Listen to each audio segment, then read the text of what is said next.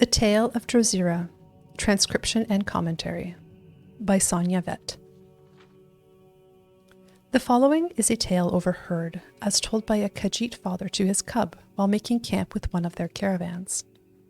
I have attempted to transcribe it as he told it, for the Khajiit do not often speak of their history to outsiders. In truth, I do not believe he would have spoken at all, but for the vast helping of moon sugar he had consumed that night. Come and warm your fur by the fire, Marashir, and I will tell you of how our Dro'Zira came to be the greatest of all Khajiit. Editor's note: Dro'Zira I took in this case to be an honored ancestor. The ancient Khajiit heard the great roar of Alkosh, the great cat king of time. Editor's note: known as Akatosh in the Empire and Alduin in Skyrim.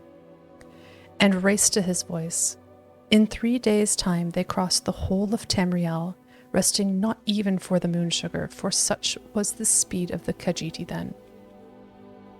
They joined with the pride of Alkosh and were his strongest warriors. Lorkhaj, editor's note, Shore in the Nordic, however, chose to give his roar to the Rawulfarth to spite the Khajiiti warriors, for he was jealous of their devotion to Alkosh.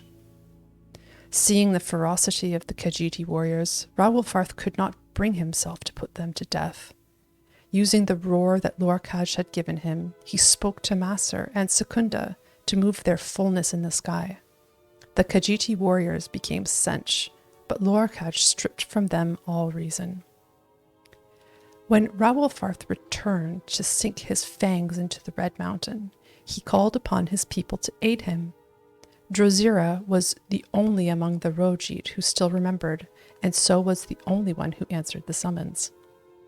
But these Nord bards are expletive removed, and do not sing of how the great Ash King rode Dro'Zira up the Red Mountain itself to strike at the heart of the Dunmer. Never is it mentioned how Dro'Zira pounced atop Dumalakath, the dwarf orc, when he had his blade to the throat of the Ash King so that he could not speak.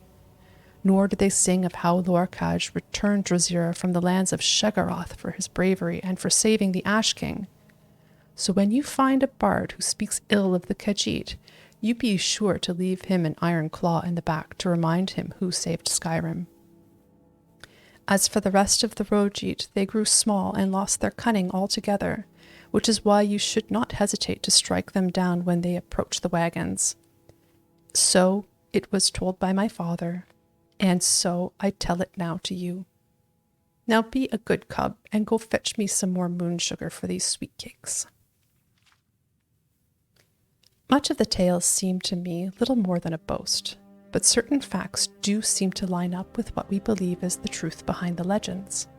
It does raise questions as to why we do not know more about history of the Khajiit and what parts they have played that might not have been recorded by our written histories.